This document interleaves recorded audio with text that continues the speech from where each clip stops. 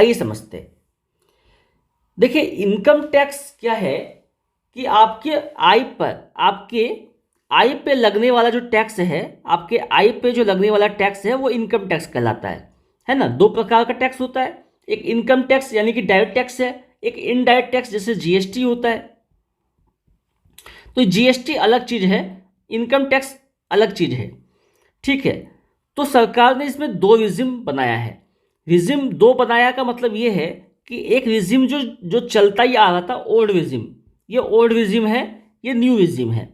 Old regime में क्या था, ओल्ड रिजिम और न्यू रिजिम, ठीक है। तो यहां पे एक गलती हो गई है, ये न्यू रिजिम है और ये ओल्ड रिजिम है, ठीक है।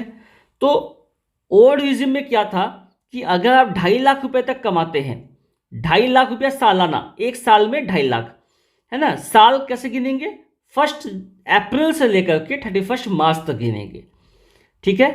तो उस 1 अप्रैल से 31 मार्च तक अगले साल अगर मेरा इनकम 2.5 लाख तक है तो उस पर टैक्स नहीं लगता था, नहीं लगेगा आपको।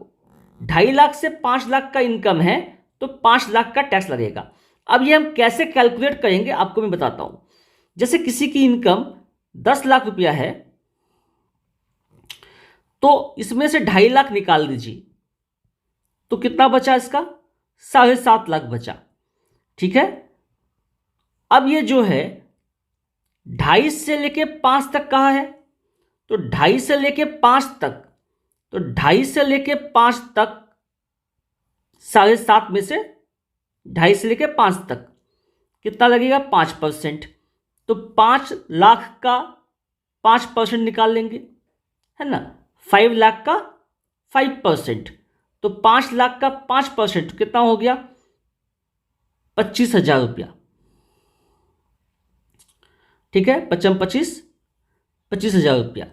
उसके बाद सर, उसके बाद बोला है कि 5 से अधिक हो, 10 लाख तक हो, तो 5 से अधिक कितना है, 2.5 लाख ही है, क्योंकि 10 लाख में 2.5 लाख निकल गया, कितना बचा था, 7.5 लाख। तो 7.5 लाख में 5 लाख तक का कैलकुलेशन हो गया। अब आगे कितना बचा, 2.5 लाख और बचा, तो 2.5 लाख में कितना होगा, अब 20% टैक्स लगेगा। 2.5 लाख का 20%, तो 2.5 लाख का 20% कितना हो गया, 2.5 लाख का 20% हो गया 50,000 रुपया। तो यानी कि 10 लाख का इनकम किसी का हो रहा है तो 50 और 25 75,000 का टैक्स उसको लगेगा, 75,000 का टैक्स उसको लगेगा। इस ढंग से इसका कैलकुलेशन किया जाता है, ठीक है सर। आइए समझते हैं। तो आपने देखा कि ये ओल्ड रिजिम है, ओल्ड रिजिम में इस तरीके से टैक्स स्लैब चलता है, 2.5 लाख तक नील, अगला 2.5 से 5 लाख तक 5%, फिर अगला 5 लाख से 10 लाख तक 20%, फिर अगला 10 लाख से ऊपर 30%, इस तरह से टैक्स चलता है। न्यू रिजिम में क्या है, पहला 3 लाख तक नील है, 3 से 6 लाख तक 5%, अगला 6 से 9 10%, अगला 9 से 12 15%, 12 से 15 20%, 15 से अबव 30%। इस ढंग से टैक्स का स्लैब है न्यू रिजिम में। आइए समझते हैं कि कैसे इसका हम काम करेंगे, ठीक है। इसमें सबको दिक्कत हो रही थी, आइए समझने का हम प्रयास करते हैं। हम लेते हैं रोहन नाम का एक आदमी है जो जिसका कि सैलरी 7.5 लाख है, 7.5 लाख का सैलरी है इसका, या इनकम है इसका, कुछ भी है, ठीक है। उसने एटीसी पे भी इन्वेस्टमेंट किया हुआ है। एटीसी क्या होता है, जैसे आप एलआईसी में प्रीमियम भरते हैं या आप पीपीएफ फंड में, मतलब पीएफ फंड में आप इन्वेस्ट करते हैं, तो इस ढंग का जो इन्वेस्टमेंट होता है वो एटीसी के अंदर आपको इसका डिडक्शन मिल जाता है। सरकार कहती है ठीक है आपने इन्वेस्टमेंट किया है तो उसके लिए आपको हम इनकम से बाहर निकालते हैं, ठीक है। तो ओल्ड रिजिम में क्या है, ओल्ड रिजिम में अगर 7.5 लाख का इनकम है, उसमें सरकार कहती है कि आप 50,000 का स्टैंडर्ड डिडक्शन ले दो। स्टैंडर्ड डिडक्शन क्यों लेंगे सर? क्योंकि उस 7.5 लाख को कमाने के लिए हो सकता है आपको बाइक से जाना पड़ा होगा, हो सकता है कि आपको काफ़ी मशक्कत करना पड़ा होगा, या सरकार को कुछ हेल्प किए होंगे आप। तो जो भी है कारण, सरकार कहती है कि आप 50,000 का स्टैंडर्ड डिडक्शन ले लो। तो it comes to gross salary comes to 7 lakh rupees. अब 7 लाख का ग्रॉस सैलरी आ गया आपका। एटीसी में मैक्सिमम आप 1.5 लाख का कंपनसेशन ले सकते हैं, 1.5 लाख का आप रिबेट ले सकते हैं, आप एजम्पशन ले सकते हैं 1.5 लाख तक का, मतलब मैक्सिमम आप 1.5 लाख तक का प्रीमियम भर सकते हैं, इसका रिबेट ले सकते हैं। तो 7 में 1.5 गया, 5.5 लाख रुपया आपका टैक्सेबल इनकम बचा। तो आइए कैलकुलेशन कैसे होगा। तो पहला 2.5 लाख तक शून्य हो गया। अब 2.5 से 5 लाख तक 5% है, तो 5.5 लाख है, 5.5 लाख है। तो 5.5 लाख में 2.5 लाख निकल गया, कितना बचा? 5.5 लाख में 2.5 लाख निकल गया, 3 लाख बचा। ठीक है सर, तो यानी क्या हो गया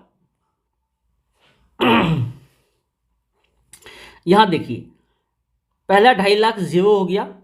अब क्या है, 2.5 से लेके 5 तक, 2.5 से 5 तक, तो क्या है 5.5 है, 5.5 है, तो क्या है 2.5 लाख तक नील हो गया। अब 5 लाख तक, 2.5 से लेके 5 लाख तक, 2.5 से लेके 5 लाख तक कितना है, 5% है। तो 5 लाख का 5%, ठीक है, तो 5 लाख का 5%, तो 5 लाख का 5% कितना हो जाएगा, 12,500।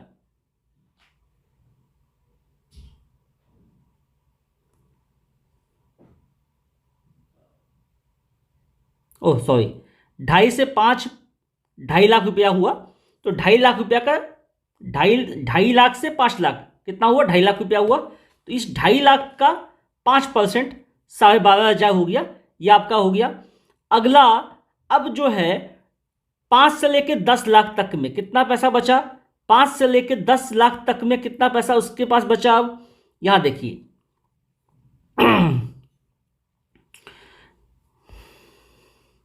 50,000 बचा। तो 50,000 का 20%, 50,000 का 20%, तो 50,000 का 20% हो जाएगा 10,000 रुपया। ठीक है, तो 22,500 उसका टैक्स अमाउंट हो जाएगा। ये समझ में आ गया होगा आपको कि मतलब क्या है। 5.5 लाख हुआ, पहला 2.5 लाख एग्जम्प्ट हो गया, उसके बाद अगला 2.5 लाख से 5 लाख तक में उसका जो अमाउंट आया वो 2.5 लाख है। 2.5 लाख में 12,500 का टैक्स लग गया। उसके बाद जो अगला 50,000 जो बचा उस पर हमने कितना लगाना है, 20% टैक्स लगाना है। ठीक है, यही अगर रोहन न्यू रिजिम से लगाता है। अब देखो न्यू रिजिम और ओल्ड रिजिम में क्या है कि न्यू रिजिम जो है वो बाय डिफॉल्ट हो जाएगा। बाय डिफॉल्ट जो है आप इनकम टैक्स फिल करेंगे तो वो बाय डिफॉल्ट आ जाएगा। यदि अगर आपको ओल्ड रिजिम से आपको काम करना है तो आपको एक एप्लीकेशन फॉर्म फिलअप करना होगा कि हमको एक ओल्ड रिजिम का फिलअप करना है, तो वो इजीली आपको मिल जाएगा। लेकिन बाय डिफॉल्ट आपको न्यू वाला ही मिलेगा। तो 7.5 लाख का इनकम है, 50,000 रुपये स्टैंडर्ड डिडक्शन, 7 लाख रुपया आ गया। यहां पे आपको एटीसी का रिबेट नहीं मिलता है। न्यू रिजिम में कोई भी रिबेट आपको एटीसी वगैरह का नहीं मिलेगा। यानी कि कुल इनकम आपका जो आ गया वो टैक्सेबल इनकम है 7 लाख। अब सरकार कहती है कि 7 लाख तक का इनकम पे हम टैक्स नहीं लेंगे, तो ये आपका टैक्स हो गया नील।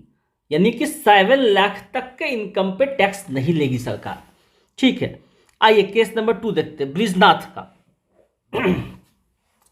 ब्रिजनाथ 12.5 लाख कमाता है, 12.5 लाख कमाता है, और ये 80C और 80D भी लिया हुआ। 80C मतलब हो गया LIC हो गया, PPF हो गया, ये 80C में आ जाता है। और हेल्थ इंश्योरेंस वगैरह होता है अपना, अपने स्पाउस का, स्पाउस मतलब जीवन साथी है ना, तो अपना और अपने जीवन साथी का भी हेल्थ इंश्योरेंस लिया हुआ है, और अपने माँ पिताजी का भी इंश्योरेंस लिया हुआ है 80D में। ठीक है, ये उसमें आता है। तो ओल्ड रिजिम में क्या होगा देखिए, 12.5 लाख रुपया ये सैलरी है, 12.5 लाख का सैलरी है, उसमें से स्टैंडर्ड डिडक्शन, इसका जो स्टैंडर्ड डिडक्शन है वो 50,000 का है। इसका ग्रॉस सैलरी आ गया 12 लाख रुपीज, और उसमें से इसने क्या किया, एटीसी में डिडक्शन लिया है मैक्सिमम 1.5 लाख का, मतलब 1.5 लाख का, और एटीडी में 50,000 रुपया का इसने इंश्योरेंस कराया हुआ है और वो उसने लिया है। तो कुल मिला के इसका जो इनकम आया है, टैक्सेबल इनकम, वो आया है 10 लाख रुपया। उसी ढंग से हमने इसमें भी कैलकुलेशन किया है। 2.5 लाख तक शून्य, अगला 2.5 लाख से 5 लाख तक 12,500 रुपया है ना, अगला 2.5 लाख रुपया है ना, 2.5 से 5 2.5 लाख रुपया हुआ, ठीक है। अगला 5 से 10 20%, यानी कि 1 लाख रुपया, 1,12,500 का टैक्सेबल इनकम, आई मीन इसका 1,12,500 टैक्स बना, ठीक है। यदि अगर इसका हम न्यू विजन से देखते हैं तो 12.5 लाख का इसका इनकम है, स्टैंडर्ड डिडक्शन 50,000 रुपया, 12 लाख रुपया इसका ग्रॉस सैलरी हो गया। इसमें एटीसी एटीडी का डिडक्शन नहीं देगी सरकार, न्यू विजन में नहीं मिलेगा, मीन्स इसका जो टैक्सेबल इनकम है वो 12 लाख ही रहेगा। पहला 3 लाख तक नील है, चूंकि देखिए यहाँ पे 7 लाख से ऊपर का इनकम है, इसीलिए ये जो है वो टैक्स लगेगा इसके ऊपर। 7 लाख या उससे नीचे होता तो टैक्स नहीं लगता, लेकिन 7 लाख से जैसे ही ये ऊपर हुआ तो इस पर टैक्स लग जाएगा। तो ग्रॉस इनकम आपका ये आपका आ गया ना। उसके बाद क्या है, आपका इनकम 12 लाख का आ गया। उसके बाद क्या है कि हमने इसमें देखना है 3 लाख तक नील है, अगला 3 लाख में 5% है 15,000, उसके बाद अगले 3 लाख में 10% है तो 30,000, फिर अगले 3 लाख में 15% है 45,000। कुछ नहीं है, देखिए इसमें भी वैसे ही है, इसमें भी वैसे ही है, सिंपल बात है। पहला 3 लाख नील, अगला 3 लाख, 3 से 6 3 लाख 5, अगला 3 लाख 10%, अगला 3 लाख 15%, तो 5 दिए 15 दिए 45,000 हो गया, यानी कि 90,000 का टैक्स लगेगा। यानी कि इसको जो फायदा होगा ये न्यू इज्म में होगा, उसको भी होगा और इसको भी होगा। न्यू इज्म को ऑप्ट करने में ज़्यादा फायदा है इन लोगों को। अब देखिए केस नंबर 3 देखते हैं। केस नंबर 3 थोड़ा सा इंटरेस्टिंग है, आइए समझते हैं। आप बैंक हैं, इनकम है इनकी 12,500, सॉरी इसकी जो इनकम है वो 12,50,000 है। इसने एटीसी भी लिया हुआ है, एटीडी भी लिया हुआ है, एचआरए भी लिया हुआ है। एचआरए क्या होता है बताएंगे अभी। ओल्ड रिजिम में क्या है, 12.5 लाख का इसका सैलरी है, स्टैंडर्ड डिडक्शन 50,000 रुपया, ग्रॉस सैलरी हो गया 12 लाख रुपीज़ हो गया। एटीसी में 1.5 लाख का रिबेट मिल गया, एजम्पशन मिल गया। एटीडी में 50,000 का हेल्थ इंश्योरेंस मिल गया इसको। एचआरए क्या है कि इसको कंपनी ने क्या किया है, कंपनी ने कहा है कि आप एक घर को लो, एक रूम लो, एक अपार्टमेंट लो, उसमें रहो और वहाँ पे आप मेरा काम करो। तो ये क्या है कि आप जब किसी दूसरे शहर में जाते हैं काम करने के लिए, या आप किसी होटल में वगैरह में ठहरते हैं, तो आपको एचआरए मिलता है ना, हाउस है ना। एचआरए क्या हो गया, हाउस रेंट अलाउंसेस। तो हाउस रेंट अलाउंस क्या हो गया, 2 लाख का इसका खर्चा हुआ साल में, तो कुल मिला के 12 लाख में अगर आप इसको लेस कीजिएगा तो ये 8 लाख आ जाता है। अब इसमें क्या हुआ, पहला 2.5 लाख नील, अगला 2.5 लाख में 5% 12,500, फिर अगला 5 लाख में 20% से 60,000, कुल मिला के 72,500 रुपये आ जाता है ओल्ड रिजिम में। न्यू रिजिम की बात करें तो क्या हो गया, 12.5 लाख इसका सैलरी, 50,000 डिडक्शन, 12 लाख का इसका ग्रॉस सैलरी हो गया। आपको एटीसी में नहीं मिलेगा डिडक्शन, एटीसी एटीडी नहीं मिलेगा, हाउस अलाउंसेस पे कुछ नहीं मिलेगा। मीन्स आपका जो इनकम है वो 12 लाख ही रहेगा। पहला 3 लाख नील, अगला 3 लाख पे 15,000, अगला 3 लाख पे 30,000, अगला 3 लाख पे 45,000। इस तरह से टैक्स कैलकुलेट हो गया, 90,000 का टैक्स बन गया इसका। इट मीन्स कि इसको जो है 72,000 लेने में फ़ायदा है, मीन्स ओल्ड रिजिम में इसको ज़्यादा फायदा है। ठीक है, इट मीन्स क्या हुआ कि हर एक टैक्स पेयर के लिए अलग अलग रिजिम उसको फायदा दे सकती है ना। जिसको जो ऐसा टैक्स पेयर जिसने ज़्यादा रिबेट लिया हुआ है, ज़्यादा इन्वेस्टमेंट किया हुआ है, उसके लिए ओल्ड रिजिम फ़ायदेमंद है। जिसने इंश्योरेंस वगैरह में या कहीं पे इन्वेस्ट नहीं किया है, उनके लिए न्यू रिजिम ज़्यादा फायदेमंद है। तो होप करता हूँ कि आपको ये बात समझ में आ गई होगी कि ऐसा क्या है कि जो 7 लाख तक डील है फिर भी 0 to 3 टैक्सेबल है। ऐसा क्यों ऐसा लिखा हुआ है? तो इसलिए लिखा हुआ है, आपको मैंने सब कुछ क्लियर कर दिया है। बजट मेरे अनुसार ये 80% मुझे लगता है कि बहुत ही अच्छा बजट है। इवन दो कि कई राज्यों में चुनाव आने वाले हैं, लेकिन सरकार ने करेज दिखाते हुए इन्वेस्टमेंट किया है इंफ्रास्ट्रक्चर को डेवलप करने के लिए। फ्री की रेबड़ी नहीं बांटी है ना, उससे देश का नुकसान होता है, लेकिन आम जनता को अच्छा लगता है। तो आम जनता को अच्छा लगना एक बात है और देश को डेवलप करना एक बात है। ठीक है, सरकार चाहती तो हमें फ्री की रेबड़ी बांट देती है ना। स्टील सस्ता तो बिजली सस्ता तो पानी सस्ता। सस्ता करने से कुछ नहीं होगा, देश का हेल्थ अच्छा करना होगा हमें। अगर हमें 5 ट्रिलियन इकोनॉमी बनना है तो हमें आगे बढ़ना ही होगा। ठीक है, हम ज़्यादा मेहनत करके कमाएंगे और देश का इनकम टैक्स और जीएसटी भरेंगे और साथ में हम लोगों को रोजगार भी प्रोवाइड करेंगे। ये हम कामना करते हैं आप लोगों से। और आप इस बजट को देखिए, हमने कोशिश की है कि इस बजट को आपको समझा पाए अच्छा से। और इसको आप समझने के बाद आप हमें कमेंट भी कीजिए कि आपको कैसा लगा बजट, और इसे शेयर भी कीजिए अपने दोस्तों के साथ, जो कि वो भी देख करके इसको समझ पाए। ठीक है, thank you all of you.